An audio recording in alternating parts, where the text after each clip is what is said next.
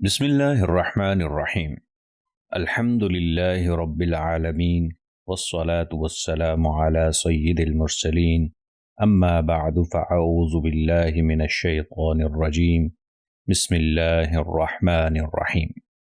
السلام علیکم ورحمۃ اللہ وبرکاتہ۔ ناظرین کرام، ہم آپ کی خدمت میں تفسیر القرآن صراط الجنان پیش کرنے جا رہے ہیں۔ آج کی قسط کو شروع کرنے سے پہلے آپ سے مؤدبانہ گزارش ہے کہ اپنے لیے مخصوص وقت پر ضرور اس کو سنیے اور دیکھیے، اپنے گھر والوں کو اور دوسروں کو ترغیب دیجیے اور اسے اپنے لیے اللہ تبارک و تعالی کا بہت بڑا احسان تصور کریں کہ اس نے ہمیں اور آپ کو اپنی باقی زندگی میں ایک مرتبہ پورے قرآن کو اچھے انداز سے سمجھنے کی توفیق عطا فرمائی۔ ہمارے چینل کو سبسکرائب کر لیں، لائک اور شیئر کریں۔ شکریہ۔ جزاکم اللہ خیرا و احسن الجزاء۔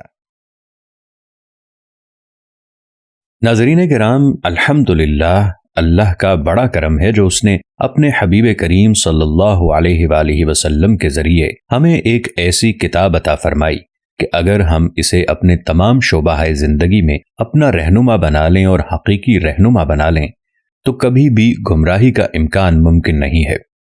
رسول کریم صلی اللہ علیہ وآلہ وسلم نے ارشاد فرمایا کہ میں تمہارے درمیان دو چیزیں چھوڑ کر جا رہا ہوں، اگر تم نے ان کو مضبوطی سے تھام کر رکھا تو کبھی گمراہ نہیں ہوگے، اور اگر تم نے انہیں چھوڑ دیا تو گمراہ ہو جاؤ گے۔ اور پھر فرمایا کہ ان میں سے ایک قرآن اور دوسرا میری سنت ہے۔ مگر بدقسمتی سے جیسے جیسے زمانہ نبوی میں بودھ پیدا ہوتا چلا گیا، مسلمان قرآن سے دور ہوتے چلے گئے۔ قرآن اور عصر حاضر ایسے ہی ہے جیسے جیسے زمانہ نبوی میں بودھ پیدا ہوتا چلا گیا، مسلمان قرآن سے دور ہوتے چلے گئے۔ اور آج صورتحال یہ ہے کہ جن امور کو اللہ تبارک و تعالی نے ہم پر لازم قرار نہیں دیا، ہم اس کا بہت زیادہ اہتمام کرتے ہیں، اور جس چیز کو اللہ تبارک و تعالی نے ہم پر لازم اور ضروری قرار دیا ہے، ہم نے اسے ترک کر دیا۔ آج ہم قرآن کو چومتے ہیں، آنکھوں سے لگاتے ہیں، ادب سے سر پر رکھتے ہیں اور خوبصورت کپڑے میں لپیٹتے ہیں اور ایک اونچے مقام پر رکھتے ہیں۔ یہ اچھی چیز ہے، ہم اپنے بچوں کو حفظ کراتے ہیں، ناظرہ پڑھاتے ہیں، لیکن سوچئے کہ کیا قرآن عظیم فقط چومنے کے لیے دیا گیا تھا، چہرے پر ملنے کے لیے دیا گیا ہے، اچھے کپڑے میں لپیٹ کر اونچے مقام پر رکھ دینے کے لیے دیا گیا ہے؟ اللہ تبارک و تعالی نے فقط اس لیے قرآن عظیم دیا کہ ہم اس کی عربی عبارت کی تلاوت کریں، چاہے ہمیں ترجمہ سمجھ میں آئے یا نہ آئے۔ کیا قرآن عظیم کا یہ حق تھا کہ اپنے بچوں کو فقط عربی عبارت پڑھوا دی جائے یا حفظ کروا دی جائے، اور اس کے بعد قرآن کو کسی جزدان میں لپیٹ کر رکھ دیا جائے، اس کے مزید تقاضے پورے نہ کیے جائیں؟ ایسا نہیں ہے۔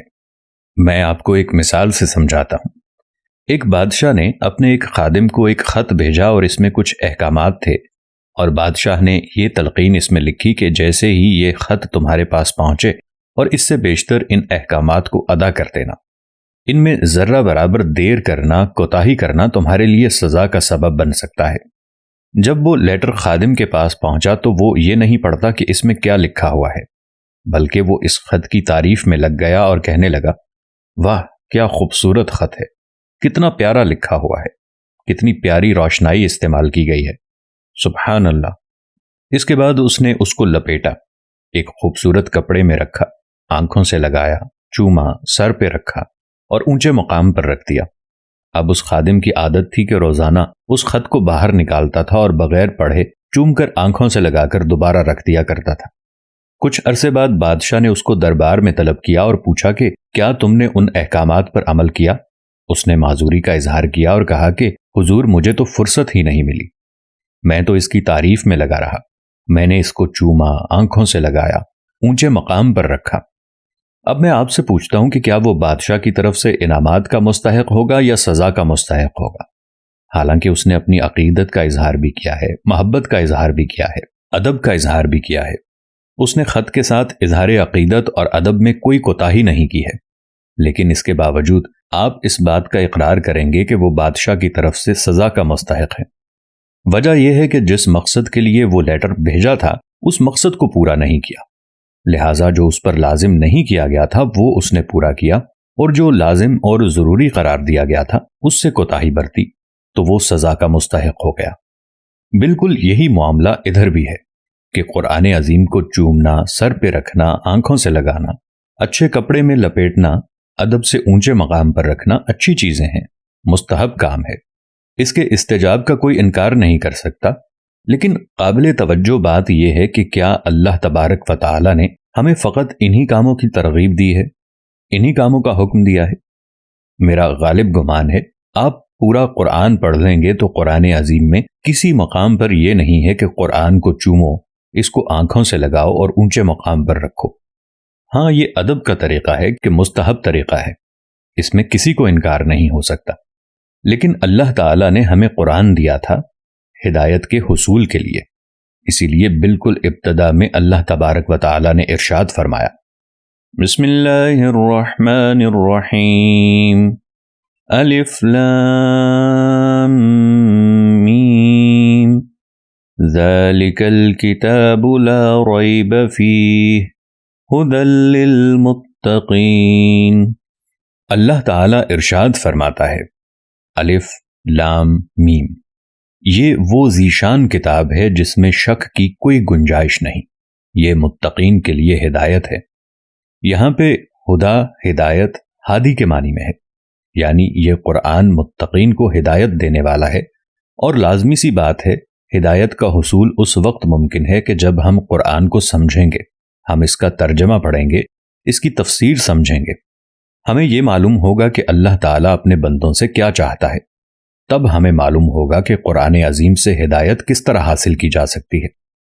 لیکن بدقسمتی ایسی ہے کہ قرآن پاک سے ہدایت کے حصول کے لیے مسلمان آج تک سنجیدہ نہیں ہوا۔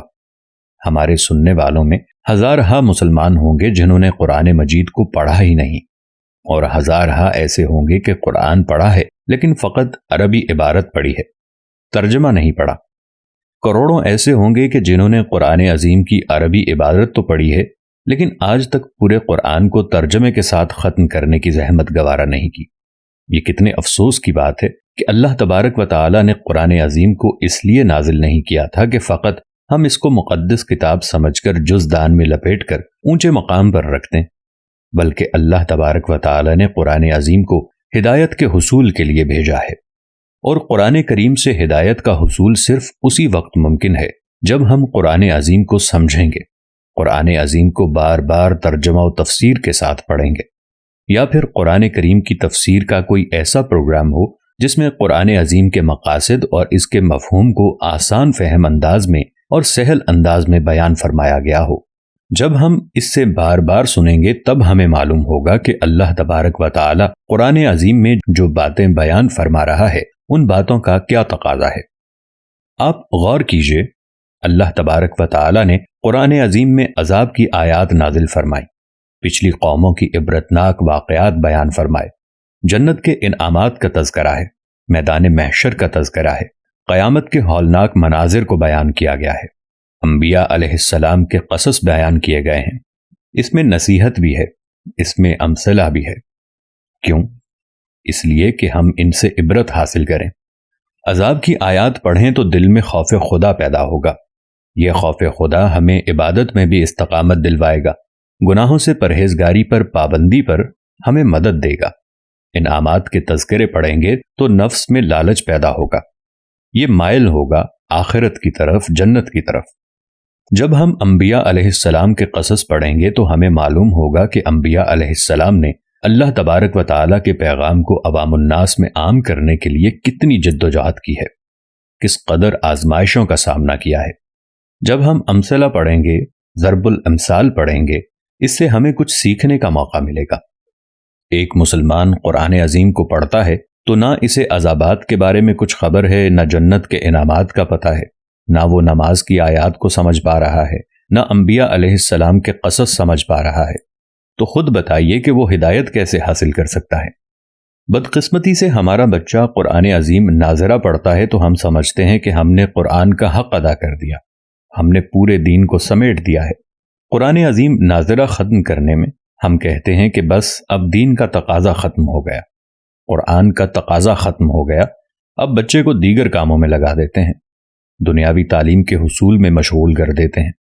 دنیاوی تعلیم کا حصول منع نہیں ہے، یہ مشغولیت اللہ تبارک و تعالیٰ کی طرف سے ممنوع نہیں ہے، لیکن آپ خود سوچیں کہ جب ایک گھر کا سرپرست قرآن کو خود نہیں سمجھے گا اور ان کو اپنے اوپر خود نافذ نہیں کرے گا، وہ اپنے بچوں کی اصلاح کیسے کرے گا؟ وہ بچوں کو قرآن کی طرف مائل کیسے کرے گا؟ وہ بچوں کو قرآن کی روشنی سے فیضیاب کیسے کرے گا؟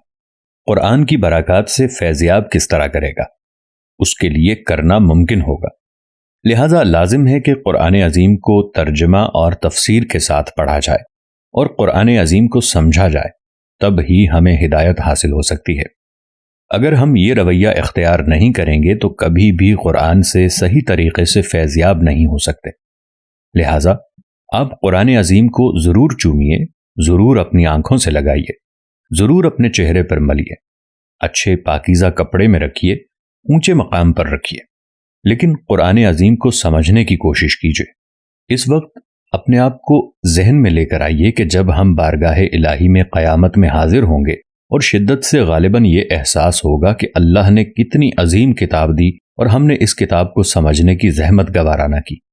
ہم اس طرح انتقال کر گئے کہ نہ کبھی اس کے ترجمے کو پڑھا، نہ مکمل طور پر سمجھنے کی کوشش کی۔ یہ ایک مسلمان کے لیے بہت بری بات ہے۔ لہٰذا انشاءاللہ عز و جل ہمارے اس تدبر تفسیر صراط الجنان میں اول انشاءاللہ ہم قرآن پاک سے متعلقہ ضروری باتیں آپ کی خدمت میں عرض کریں گے کہ قرآن کسے کہتے ہیں، اس کے کتنے اسماء ہیں، ان کی وجوہات تسمیہ بیان کی جائیں گی، شان نزول کیا ہوتا ہے، اسباب نزول کیا ہوتے ہیں، نص کسے کہتے ہیں اور قرآن میں کتنی صورتیں ہیں، ان کی ترتیب اس طرح کیوں ہے، کس نے قرآن جمع کیا، اس ادا سے جمع کیا۔ انشاءاللہ ہمارے پہلے 2 پروگرام انہی امور پر مشتمل ہوں گے۔ اس کے بعد باقاعدہ الحمد شریف سے ہمارے تفسیر کا آغاز ہوگا۔ حتی الامکان ہماری کوشش ہوگی کہ عوامی سطح پر اتر کر بالکل عام فہم اور آسان طریقے سے آپ کو قرآن عظیم سمجھایا جائے۔ آپ سے مؤدبانہ گزارش ہے کہ آپ ہمارے مخصوص وقت پر اس کو ضرور دیکھیے، دوسروں کو درخواست دیجیے، دوسروں کو ترغیب دیجیے اور اسے اپنے لیے اللہ تبارک و تعالیٰ کا بہت بڑا احسان تصور کریں کہ اس نے ہمیں اور آپ کو باقی زندگی میں ایک مرتبہ پورے قرآن کو اچھے انداز سے سمجھنے کی توفیق اور موقع عطا فرمایا۔ انشاءاللہ۔